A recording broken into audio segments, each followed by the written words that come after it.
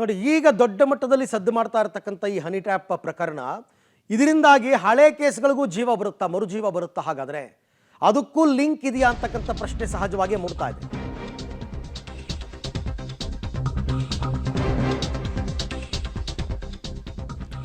ರಾಜ್ಯದಲ್ಲಿ ಸಂಚಲನ ಸೃಷ್ಟಿಸಿದೆ ಹನಿ ಟ್ರ್ಯಾಪ್ ಪ್ರಕರಣ. ಹಾಗಾಗಿ ಹಳೆಯ ಕೇಸ್ಗಳಿಗೂ ಮರುಜೀವ ಸಿಗುತ್ತಾ?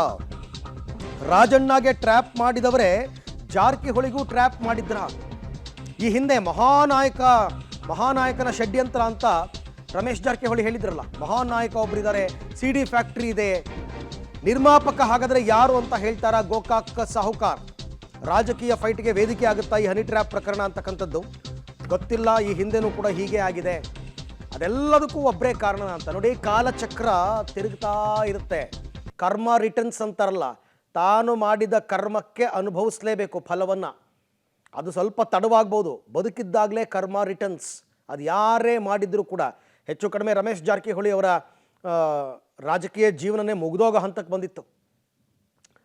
ರೇವಣ್ಣ ಅವರು, ಪ್ರಜ್ವಲ್ ರೇವಣ್ಣ ಅವರು, ಇವರೆಲ್ಲರದು ಕೂಡ ಹಾಗಾದರೆ ಈ ಥರ ಹನಿ ಟ್ರ್ಯಾಪ್ ಮಾಡಿಸಿರೋದಾ? ರಾಜಣ್ಣ ಅವ್ರ ಮಗ ಇಬ್ಬರಿಗೂ ಕೂಡ ಪ್ರಯತ್ನ ಪಟ್ಟಿರೋದು ಅವರೇನಾ? ಹಾಗಾಗಿ ಇವೆಲ್ಲವೂ ಕೂಡ ಆಗಬೇಕು. DK ಶಿವಕುಮಾರ್ ಮಾಡ್ತಾ ಇರೋಂಥ ಮಹಾಪಾಪದ ಕೆಲಸ ಇದು. ರಮೇಶ್ ಜಾರಕಿಹೊಳಿನ ಮಾಡಿದ್ರು, ಅದರಲ್ಲಿ ಯಾವುದು ಅನುಮಾನ ಇಲ್ಲ.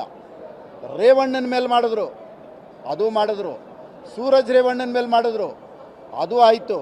ಇವಾಗ ಎಲ್ಲ ಬಿಟ್ಟು ತಿರ್ಗಾ ಇವತ್ತು ರಾಜಣ್ಣನ ಪ್ರಯತ್ನ ಮಾಡಿದ್ದಾರೆ. ರಾಜಣ್ಣ ಇವತ್ತು ಒಪ್ಕೊಂಡಿದ್ದಾರೆ, ತನಿಖೆಗೆ ಕಂಪ್ಲೇಂಟ್ ಕೊಡ್ತೀನಿ ಅಂತ ಹೇಳಿದ್ದಾರೆ. ಈಗ ಗೃಹ ಮಂತ್ರಿಗಳಿಗೆ ನಾನು ಹೇಳಿದ್ದೀನಿ, ನನಗಾಗಿರೋ ಅನ್ಯಾಯನ ಅದನ್ನು ತನಿಖೆ ಮಾಡಿಸಿ ಅಥವಾ CBI ಕೊಡಿ ಅಂತ ಹೇಳಿದ್ದೀನಿ. ಗೃಹ ಮಂತ್ರಿಗಳಿಗೆ ಒಪ್ಕೊಂಡಿದ್ದಾರೆ, ಇದನ್ನು ತನಿಖೆ ಮಾಡಿಸ್ತೀನಿ ಅಂತ. ತನಿಖೆ ಮಾಡೋವ್ರಿಗೂ ನಾನು ಬಿಡಲ್ಲ.